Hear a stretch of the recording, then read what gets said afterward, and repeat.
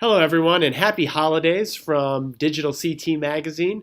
Rich Sampson, Digital CT's editor, and myself, Scott Bogren, the editor-in-chief of Digital CT, are with you today to talk about our last edition of calendar year 2014, Pathways to Transit Success.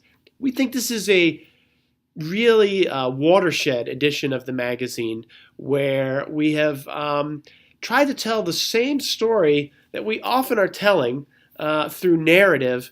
And this time we've used data. And we've used data not in we think, not in the boring way of lots of spreadsheets, but we've transitioned data points into infographics that highlight really important factors in the community and public transportation industry. And there's a couple of main big points that we hope you'll pull out of what we put together here. And then Rich is going to talk about some of the sections within the magazine. Big picture, 35,000 foot view. We think that this and the data that's in this edition proves that transit has great reasons for optimism.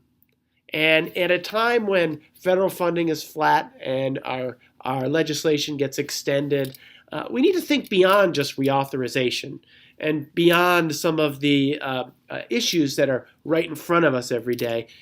We think this set of data really shows the growth in markets and really the growing marketplace for all forms of community and public transportation that dictate increased ridership and eventually, once the political situation settles, increased investment.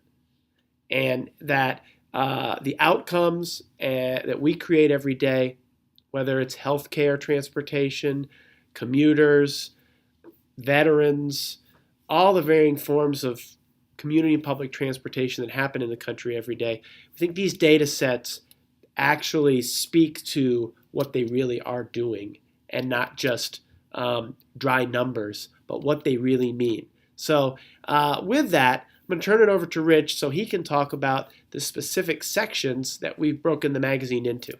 Thanks, Scott. As Scott mentions, kind of divided the magazine up into three sections: data, ideas, and solution. I'll tell you a little bit about what's kind of contained in each of those. The data section includes 7 different subtopics, ranging from what's going on within the industry, kind of some data on ridership and modal split and things like that you maybe have seen before, but presented in somewhat different ways. Some changing, employment dynamics in the industry, but also a bigger picture look at what's going on in larger society, demographic trends, trends in healthcare, employment, technology, all aspects that impact public and community transportation. And we've kind of put it together in a way that's visually more appealing to look at instead of just a list of numbers. There's some maps, some charts, some different types of graphics that keep your eyes moving and show you the breadth of ways that different issues and challenges impact transit and mobility across the country. The second section is kind of how the industry has responded so far to these data trends and societal changes by a series of professionals throughout our industry from different size communities across the country, different locations, and different experience levels. Some brand new to transit, some have been in the industry for decades.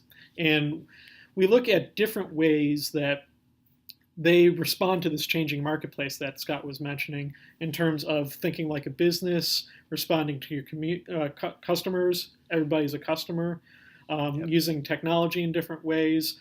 These types of innovative strategies that really will set the future for where industry is heading. And then we turn to some actual solutions that we here at CTA provide in our solution section, how you can respond to both the data and the ideas that we presented in the first 2 sections, with things ranging from our annual expo to our training and certification programs to our communication core and our newly announced RIMS and Vanpool Works programs. So you kind of see how you can take these ideas and respond to them with new and innovative solutions to these challenges. So it kind of is a very flowing edition in terms of how you get from the beginning of the magazine to the end. Yeah. And we reinforce a lot of the themes as we go along.